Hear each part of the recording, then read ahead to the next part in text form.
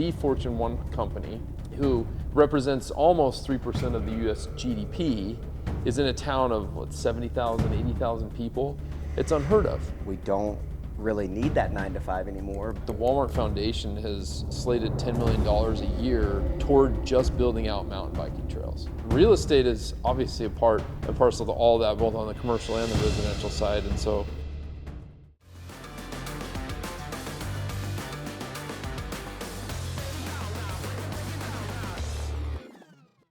well, welcome to the Northwest Arkansas Real Estate Podcast. I'm Nate Nead, one of your hosts. This is Eddie Garcia. Hi. We're here to introduce ourselves for the first time as podcast hosts, as well as talk about all things Northwest Arkansas with a slant on real estate and even a more niche slant on real estate investing. I came here a little over 3 years ago in the spring of 2021 with my family, wife and 4 kids, 3 daughters and 1 son. We got here kind of as COVID was tapering off, and we have absolutely loved it here. In Seattle, that's where I got my MBA. I was working as an investment banker, and I'm still a licensed investment banker, and moved out here because we love the area, had family here, really thought that there were a lot of positive, many more positive than negatives about the area. And since we've been here, made a ton of friends and really enjoyed all the outdoor activities.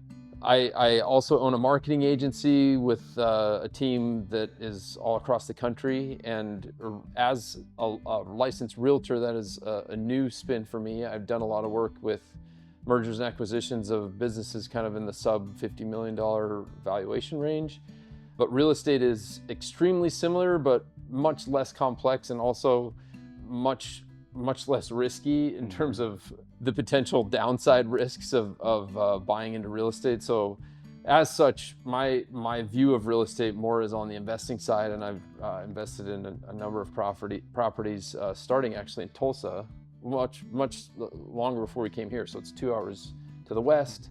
Started investing there probably in like 2015 maybe.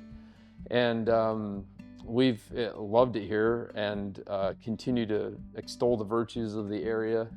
And Eddie and I are both at Collier & Associates, our brokerage here in town. And maybe, Eddie, maybe you should give an intro of yourself. Yeah, so Eddie Garcia, as Nate said, both of us are with Collier, currently both real estate agents, newer real estate agents. But my actual journey started off in Albuquerque, New Mexico, so out west. First 30 years of my life were spent in Albuquerque, New Mexico. Raised all 3 of my kids there for the most part, all the way up through about high school. My kids, I have 2 girls and a boy, so they're 26, 23, and 21. And my wife has a son that's 38, and we have 2 grandkids from him, and they live in California. But started with Walmart in 2002 in Albuquerque, and was running a supercenter there. And as my career progressed, we had to move. So after 30 years of New Mexico, we packed up and went to Phoenix.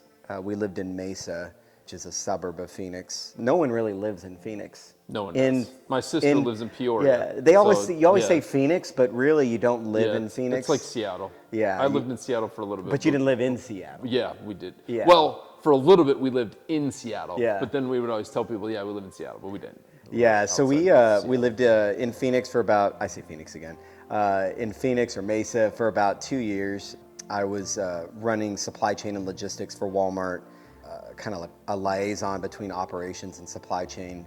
It was a really cool role, but it was short-lived. They actually nixed the role and reorged into a greater role, which actually required me to move from Phoenix to Bentonville. And my wife and I were scratching our heads because we really enjoyed Phoenix. And after living in Albuquerque, which is a pretty big city, and then Phoenix, which is a big city, Northwest Arkansas and Bentonville seemed really small. And we kind of pictured it as, green pastures and cows and cattle and tractors and John Deere and, all of those different things. We knew Walmart was here. You drive 10 minutes to the west, though. You get That's it. what it is. You do. Even the airport, like we've talked about before. Yeah, like when you fly into XNA, you go through, I think it's a town called Heifel. Mm-hmm. And when you fly in there, you really do see like wooden fences and cows and Hay cattle bales and farms. big hay bales if you're coming in the Yes. late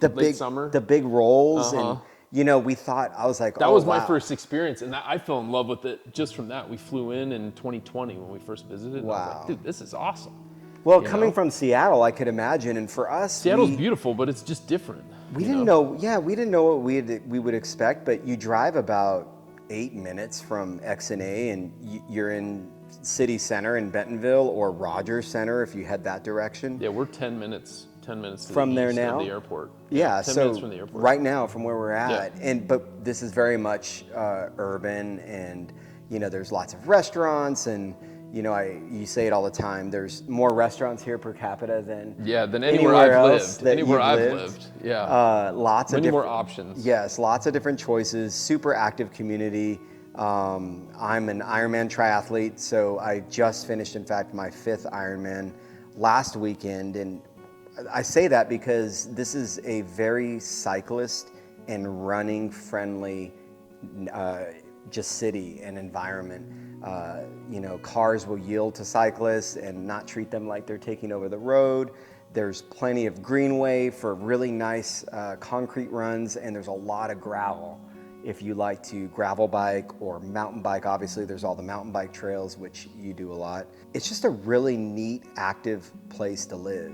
And I forgot to mention, so we moved here in 2015, and we were here for a good 6 years as my career continued to grow with Walmart. And right about 20 years, I decided to take an opportunity with Wayfair.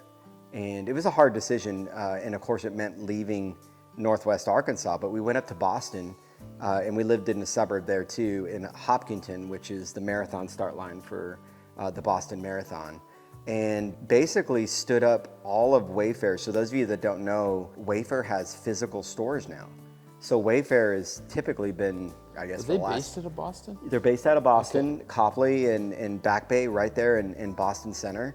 And it was all online. So Wayfair is, What's you know, their revenue we've got at? just What's what, their revenue at we've got now? just what I you don't got. I don't even know. Yeah, Their story's fascinating, by the way. But yeah, I mean, it's nothing near to Walmart, obviously. Right, but think of it as like the online furniture it's kind retailer. of like Overstock, but for furniture specific and Yeah, I mean, I guess- accessories for home decor kind of Yeah, I mean, like, to get into it a little bit, like back in the days when the internet first formed. And this is something I know This is- intimately because of my work in Yeah, you in probably kind of the did, online in marketing SEO space. and all that. Yeah. So, they like, had all these niche sites everywhere. That's it. So Yeah. Wayfair It was like Wayfair had kitchentables.com, bookshelves.com, like stuff like that. Yeah. owls.com. Yeah. You know, what do you call it? You know, umbrellas.com. They basically took all of the household items that you would need and had their own site for it.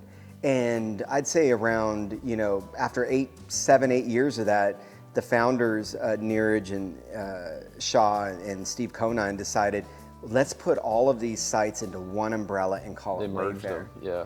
And it became this massive. It's a fascinating case study for how the internet works too. Yeah. That's not something that we probably want to get into here necessarily, but you know, since I have a whole team that's what they do, I've done the same thing. It works when you do it right. So Yeah, anyway, and it was conversation. to your point, it's definitely, you know, it's a large company, but nowhere near the Fortune 1 like Walmart. But it was a lot of fun. Stood up all of their physical retail. They primarily hired me for the strategy of store operations since I'd done all of that with Walmart.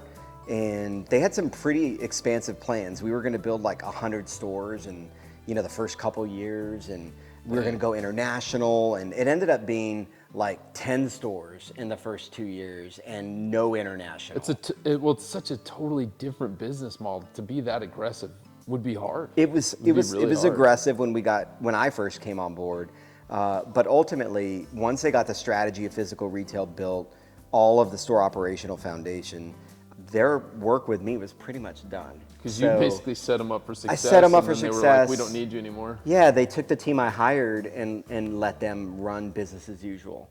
So it gave my wife and I the opportunity to move back to Northwest Arkansas. And I'm 44, so I knew that retirement was a little too far away still, but I didn't want to do... But you use that word so frequently. You're like, I'm retired. I guess it's like You're retired from corporate life. That's it. Yeah. So from like a 9 to 5 or, like your corporate style career where you get up and you go to the same place every day. Which is fantastic to be in Yeah. at 44, man, if you having the ability to kind of set your own course. It's awesome. But what invigorated me and what excited me all the time was real estate. So, when we lived here, we owned properties. We still own them today. It was a good source of cash flow. It diversified our portfolio. Like you said, it kind of curbs a lot of risk. We did very well here, and I thought, man, I'd like to do more of it and help others do the same. So real estate was a natural fit. So not too long after we got here, I started my real estate studying and taking the licensing exam and passing that. And that kind of brings us to today. Yeah. And, these podcasts, as Nate said, we're trying to gear the podcast to where if you're interested in coming to Northwest Arkansas, we're going to cover topics like restaurants, things to do, what's fun, things that where to mountain bike. If you're into mountain like biking, activity and stuff. Come, shoot me an email yourself and tell me what you'd like to see, and I'll point you to the best spots, or even take you around if I have time. Just the mountain biking alone there's a reason they call it the mountain bike. It's self-proclaimed. Mountain biking capital of the world. Mountain biking capital of the world is very self-proclaimed, but I think they're growing into their claim. They've got over 400 miles of trails, just mountain biking trails, and I think they're adding like a mile. I think my wife said the Olympic team is training here. Yeah, they are. Yeah, there's like a team of people. They have, so just on just a fun fact, the Walmart Foundation has slated $10 million a year toward just building out mountain biking trails. And so you go to Kohler, Slaughter Pen, Hancock Hollow, down south down in Fayetteville, they have a bunch of stuff too. But that $10 million a year is building about a mile of new trails a day, as I recall, or maybe it's not a mile a day. It's like a mile a month, or so. It's something crazy, but something unheard of. It's and and they're not only that, but they're constantly grooming the existing trails, and building new features and things like that, new jumps and stuff. Like a ski lift for your bike. Yeah, in Bella Vista. I go out and I'm like, oh man, they're building something new there. I can't wait. But the tornadoes that came through, what was in March or April or whatever it was. May 26th.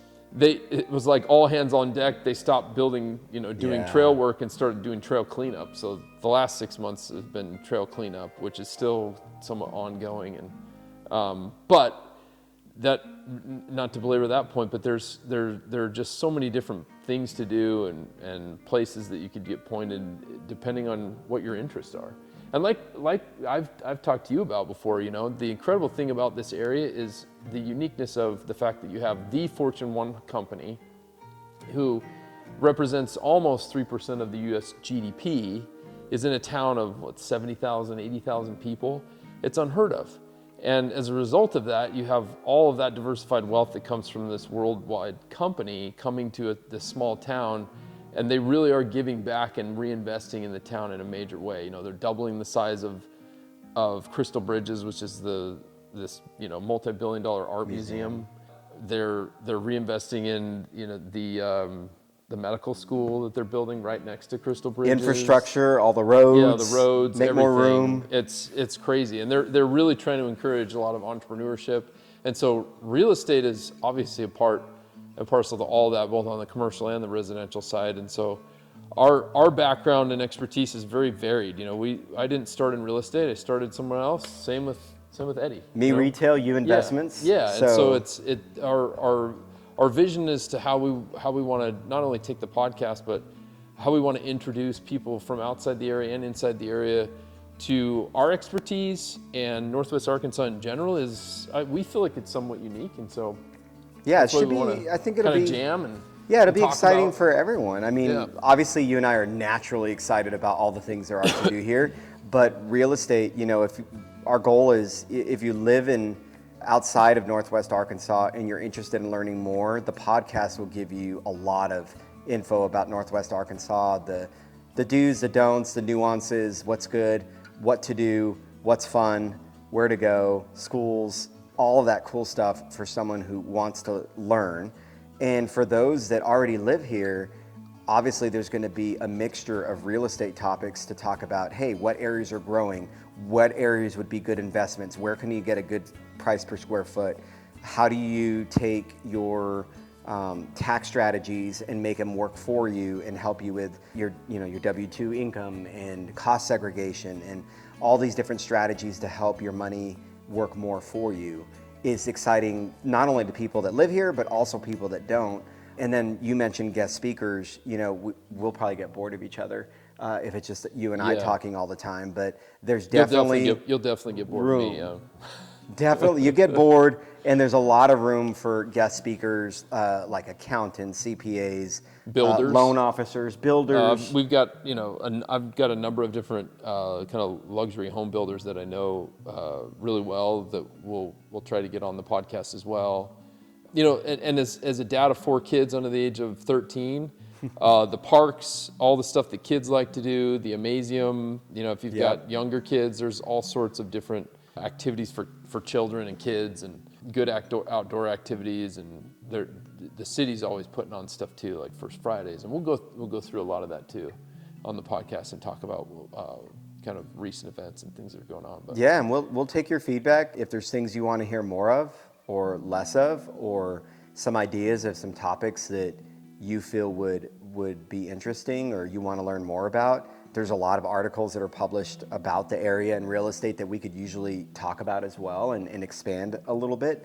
It's a casual podcast. Obviously, we're dressed pretty casual. There's no suit and tie anymore for maybe we should. Maybe we should do that. Maybe we do a dress up day. That feels like that's a very stuffed shirt kind of New York investment banker. But it's funny because anytime I would pre-COVID when I'd go to pitch people, I'd fly all over the country and I'd show up in a suit. Yep. But it doesn't feel like me. It doesn't feel like me, but it's kind of an expected thing. But I think it is important to dress for the job that you do have. But when it comes to going and showing homes, I'm not going to get in a suit, man. No, especially in the summertime when it's 95 degrees and 90% humidity, Real estate is, none of that matters. I mean, I do think that you should smell okay. You can't be, you shouldn't stink. And you shouldn't be sloppy. Should be presentable. It actually is funny because Nate actually always wears shorts, and today's the first day that he wears pants and I wear shorts. Well, the temperature dropped. That's the temperature did drop, and I came straight from the gym. So we're both forgiven. Yes. But yeah, it's I'm excited and look forward to doing more of these. Yeah. Well, this is going to be a journey for us, so it'll be haphazard and probably a winding path, but we're glad that you're here. If you're interested in talking to us about not just buying and selling, but buying for investment purposes, we have some really great contacts for that, but we can also provide some good analysis on the ROI side, particularly as it relates to specific builders here, which you've done for a number of clients, and which I've done for myself over the years. And we'd love to have those conversations as well. But thanks for joining us, and we look forward to having you on here again soon. Yeah, take care, y'all.